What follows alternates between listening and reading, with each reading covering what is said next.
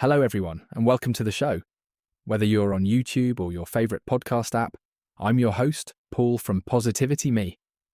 And today we're tackling something big: alcohol, mental health, and how to find a balance that works for you. I've got an incredible guest with me, Dr. Iain MacDonald, joining us from Stirling, Scotland. Iain's a clinical psychologist with over 25 years digging into addiction and well-being, and he's bringing both his expertise and his own story to the table.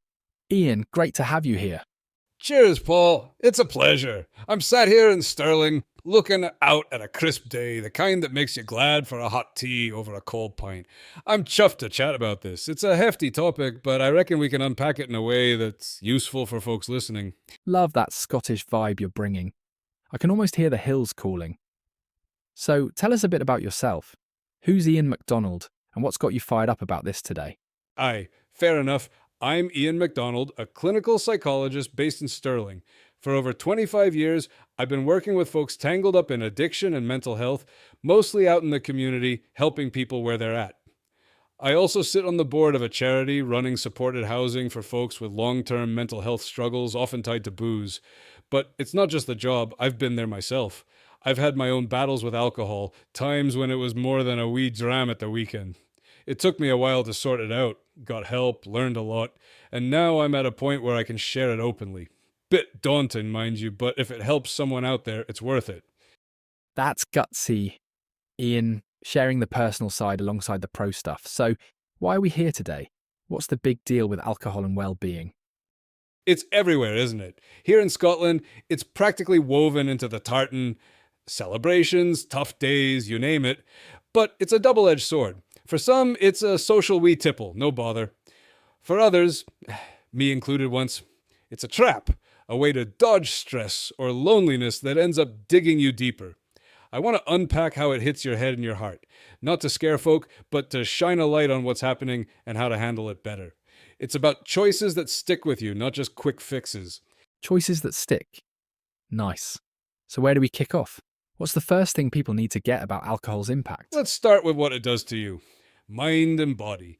Alcohol's a depressant, slows down your brain, gives you that initial feeling, takes the edge off. But if you keep at it, and it's like turning the dimmer switch on your mood.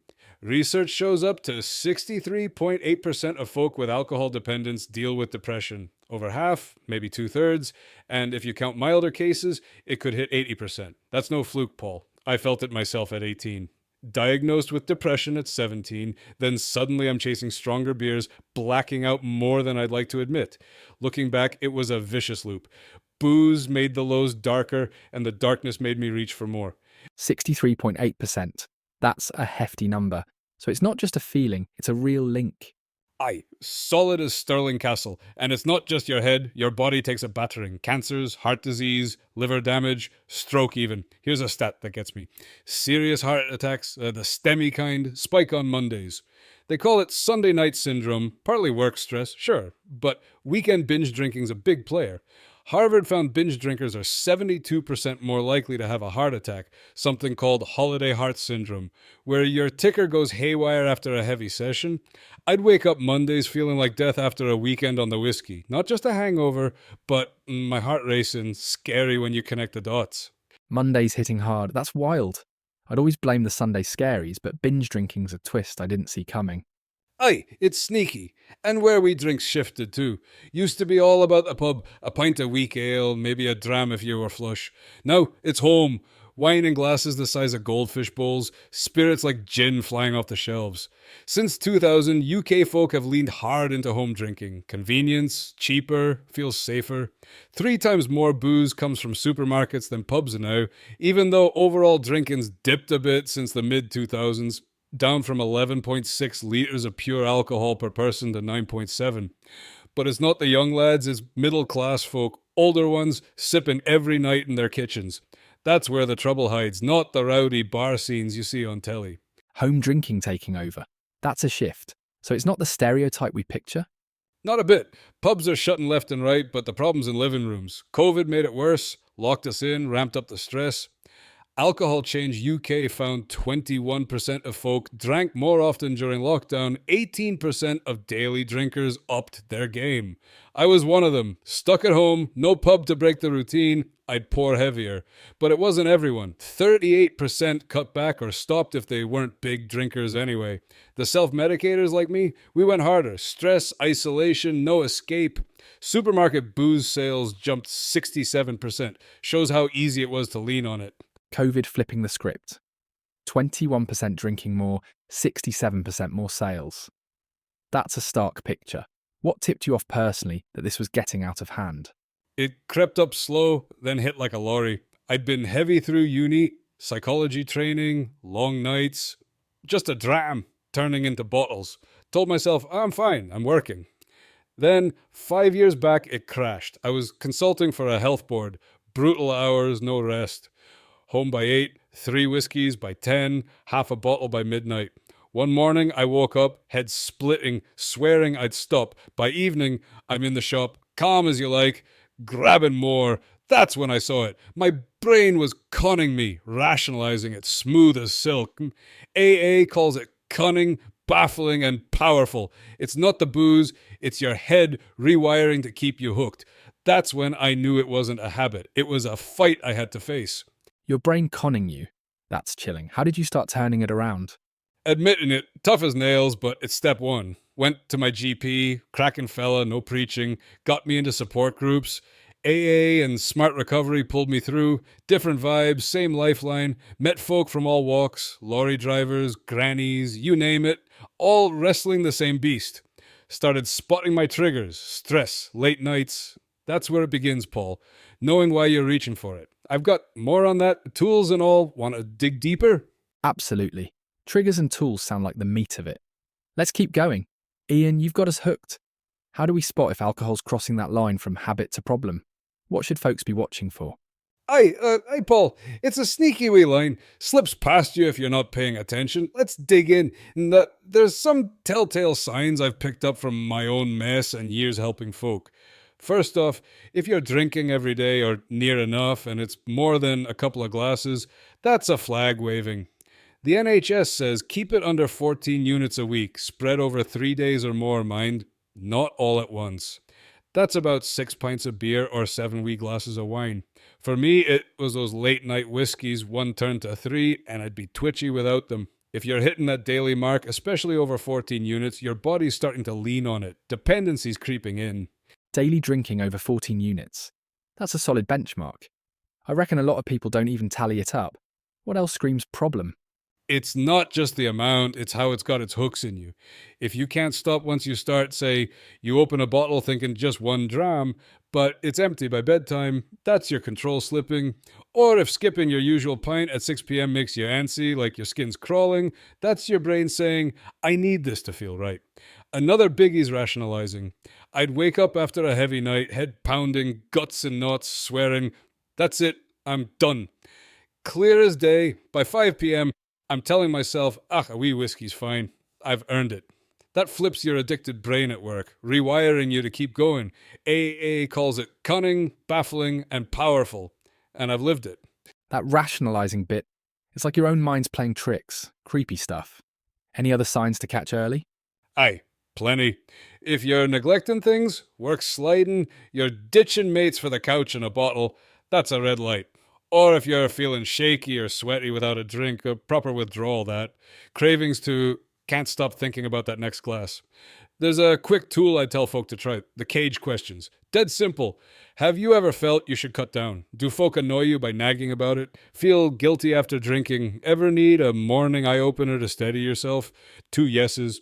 And it's worth a hard look. For me, I'd have ticked 3 back in the day. Guilt, cutting down, the lot. It's not a diagnosis, but it wakes you up. CAGE, nice and snappy.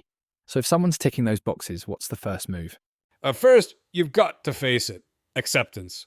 Sounds easy, but it's like staring down a Highland bull. I dodged it for years. I'm a psychologist. I got this sorted. Rubbish. Took a mate saying, Iain, you're off the rails. It to crack me open. Once you are there, start tracking it. Be your own detective. Grab a notebook or an app. Drinkaware is a cracker. My Drinkaware too. Log what you're drinking, when, how much, and why. I'd scribble, Monday, 3 whiskies, 15 pounds, stressed from the health board, felt like Death Tuesday. After a week, you see it. I'm hammering it when I'm knackered. Can't argue with the numbers, cuts through the excuses. Tracking like a detective. That's brilliant. What kind of details should they jot down? Everything you can pin down. Units, 14's your NHS cap, so tally it. 2 gins, double measures, 4 units, plus a beer, 2 more. Time, 8 p.m. to 11. Cost, I was dropping £20 some nights, plus daft buys like crisps and chocolate. Mood too.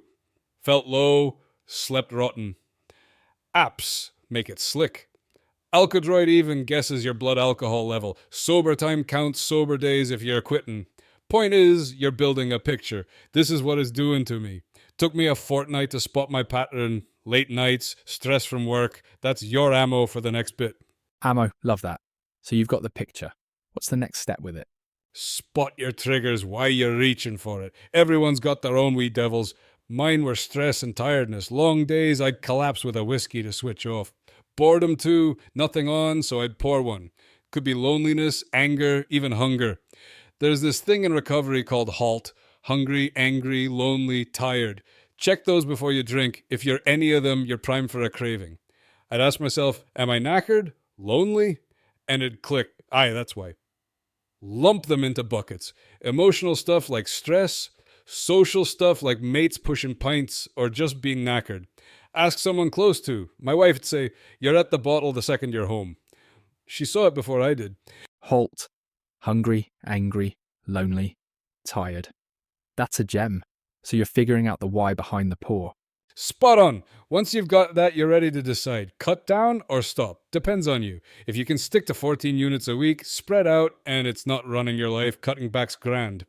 Adrian Chiles wrote this book, The Good Drinker. He's a UK telly bloke who learned to enjoy a pint without losing it. Worked for him, not me. I'm an all or nothing type. 2 drinks and I'm plotting a bottle. If you've tried moderating and failed, or booze is hitting your health, liver, depression, whatever, stopping's the play. Look at the DSM-5 signs. Tolerance, withdrawal, ditching duties. If you're ticking 6 or more, it's serious and you need help. Either way, you're not soloing this. Nobody does. All or nothing versus moderation. That's a big fork. How do you know which road to take? Be honest with your history. Tried cutting down and it's always more. Health's creaking. Stop. No big issues, just overdoing it. Ease back. But here's the kicker. Support's non-negotiable. My GP was gold, got me counseling. AA's everywhere. Everything AA app finds meetings, online or local. Smart Recovery's brainy, less God, more tools. Helplines too. Drink lines 0300 123 1110 in the UK. Free advice, no judgment. I'd hit AA rooms, folk from all walks, no preaching, just we get it. Smart Recovery gave me strategies, both kept me afloat, even books. This Naked Mind by Annie Grace flips how you see booze. Pick your lifeline and grab it. Lifelines, GP, AA, helplines, books. You're stacking the deck. What if someone's thinking, but I don't need all that? They might not yet, but here's the truth. I've met hundreds with this struggle. Builders, grannies, you name it. Not one beat it alone. You think, willpower is enough till it's 2 a.m. and you're pouring. Type of booze doesn't matter either. Wine, whiskey, beer, it's the units hitting your system. Start small, track a day, dodge one trigger, build from there with help. I was skeptical. AA's preachy, apps are daft. Wrong on both. Saved my bacon, Paul, and I'm no saint. No saint, but a hell of a guide. Iain, you've laid out the signs, the tools. Where do we take this next? How do we keep the momentum going without tripping over our own feet? Paul, momentum's the trick. Keeping it rolling long terms, where you see the gold, but there's traps to dodge. Let's start with the pitfalls. One that caught me out was thinking I could dabble after a dry spell. Been off it a month, 1 wee dram won't hurt. Wrong move. There's this thing called the kindling effect. Each time you stop and start, withdrawal gets nastier. Research says your brain gets hypersensitive. GABA and glutamate go haywire.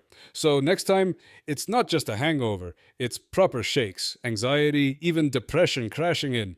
Happened to me. First quit was rough. Second was a black hole. Couldn't drag myself out of bed for days. Point is, if you're stopping, commit. Half measures can make it harder down the line. Kindling effect, that's brutal. So it's like your brain's keeping score. Aye, a grumpy scorekeeper. Each relapse digs the hole deeper, can even lead to seizures if it's bad enough. That's why support's key, don't risk it solo. Another trap's the mood dip when you quit. Booze messes with your dopamine and serotonin, your happy chemicals, so when it's gone, you're flat, maybe low for weeks, even months. Took me a couple to level out, felt low, slept like rubbish, all sweaty and restless. NHS says it's normal. Takes time for your brain to rewire. For some, it's a few weeks. Others, up to a year if it's been heavy going. Write it out. Don't cave when it's grim. I'd stock up on herbal tea, stick on daft comedies, kept me ticking till the sun came back. Weeks to months, that's a slog. How do you push through that? Plan for it. Expect the dip. Tell yourself this'll pass. Lean on folk, mates, a counsellor. I'd hit smart recovery for tools, AA for a blether, kept me sane.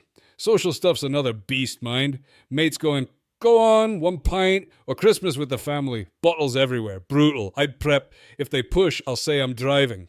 Kept a ginger beer in hand so nobody'd offer. Be the designated driver if you can. Gold excuse, and folk respect it. Team up with a sober pal too. My mate Jamie'd say, fancy a walk instead? Save me at Hogmanay. Or duck out early, your head's worth more than the last dram.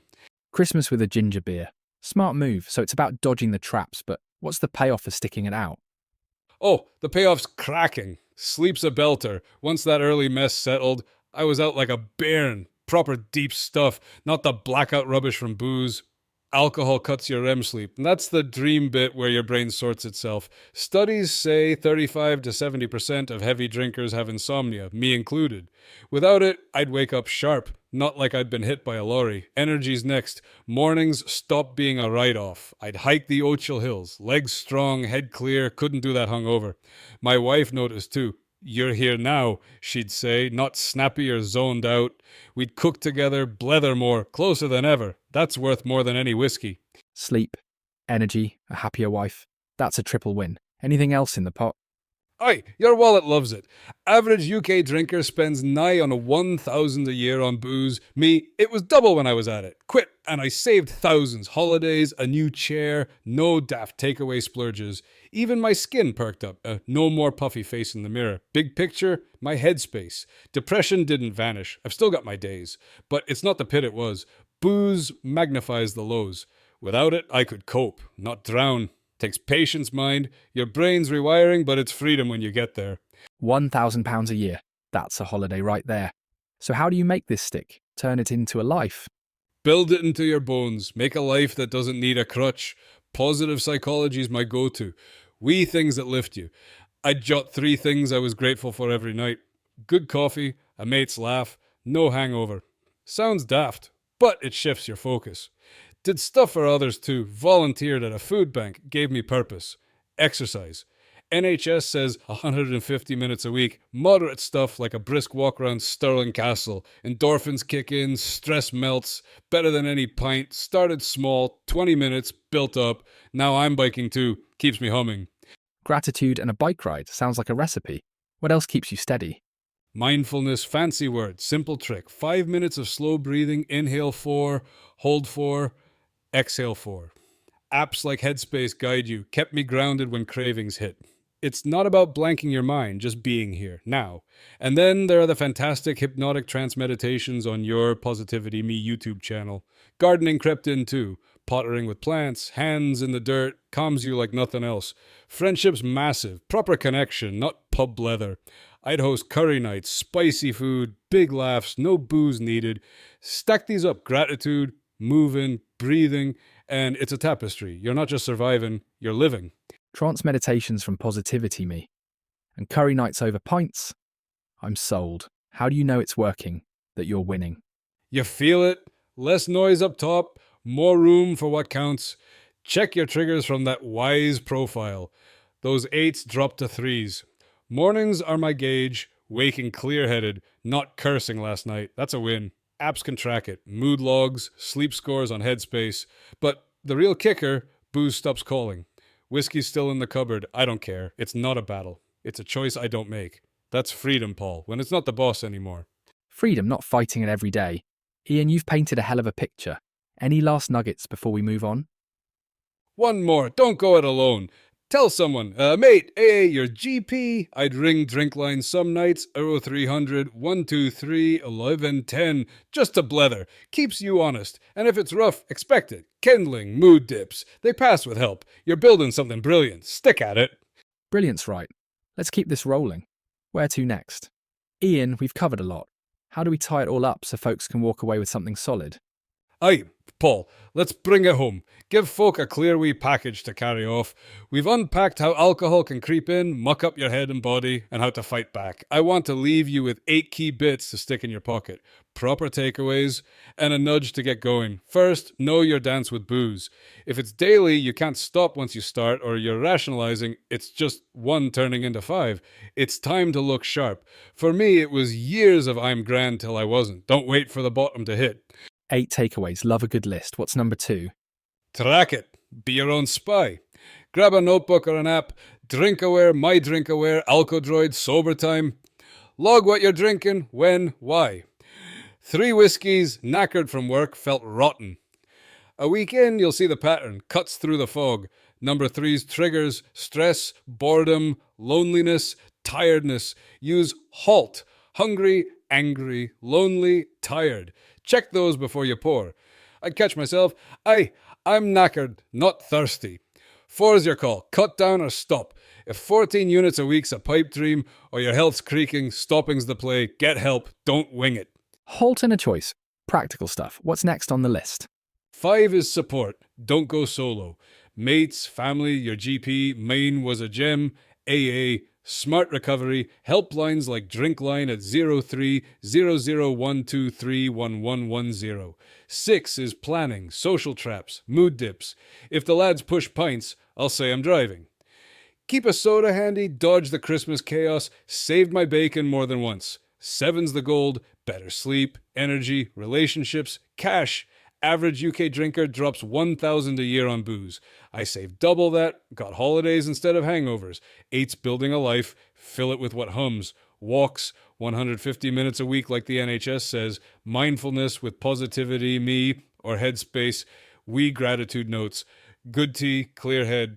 That's your roadmap, folks. 8 steps from trap to triumph. That's a hell of a haul. Where do folks start if they're stuck? Start small, we win stack up.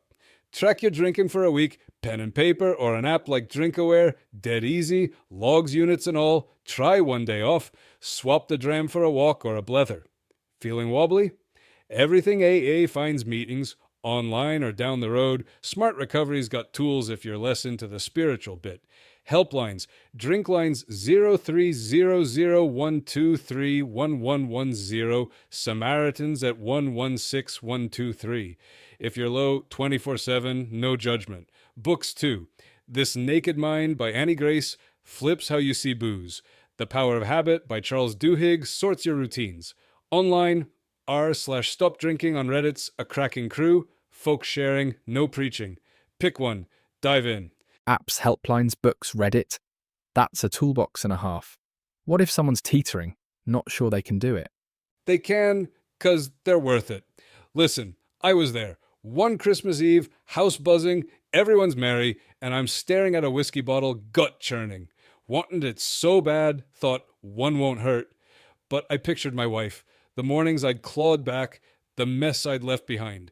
Stepped outside, walked the frost off, rang an AA mate, talked me down. Half an hour later, I'm back, clear-headed, laughing with the bairns. Now, Christmas is my joy, making memories, not regrets. That's what's waiting for you, life, not a blur. Christmas Eve. That's raw. You turned it around big time. Aye, but it's no fairy tale. Life's messy. You'll stumble. Slip-ups happen.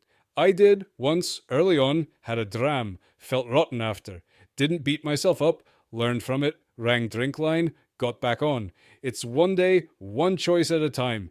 You don't need to be perfect, just keep moving. You're not alone. Millions wrestle this, and there's folk waiting to help. Start we. Track a day, try 1 AA meeting, scribble 3 things you're thankful for. Small steps, big shifts. You've got this, and you're worth every bit of it. 1 day, 1 choice. That's doable. Ian, you've handed us a lifeline here. What's the final word? Final word. You're tougher than you think. I'm proof. 50 odd, hiking with my wife, blethering with mates over tea, not whiskey. Lost years to the bottle, blurry nights, blackouts, but clawed it back. If a daft Scotsman like me can, so can you. Tell someone, mate, group, helpline. Don't bottle it up. And if you're in Scotland, mind the midges. They'll drive you to drink faster than stress will. Midges, noted. Iain, you've taken us from the muck to the mountaintop. 8 takeaways, tools galore, and a kick to get going. Folks, that's Dr. Iain MacDonald, Stirling's finest, showing us how it's done. Drop a comment if this hit home. Share it with someone who needs it. Resources, AA, helplines, apps, going in the description. Iain, last shot. Cheers for having me, Paul. Cracking chat. Keep it real. One step, one day. You're worth it. Go for it. Pleasure's ours. All right, everyone, that's us. Thanks for sticking with us. For more positivity, please like and subscribe to Positivity Me. Till next time, take care. You've got this too.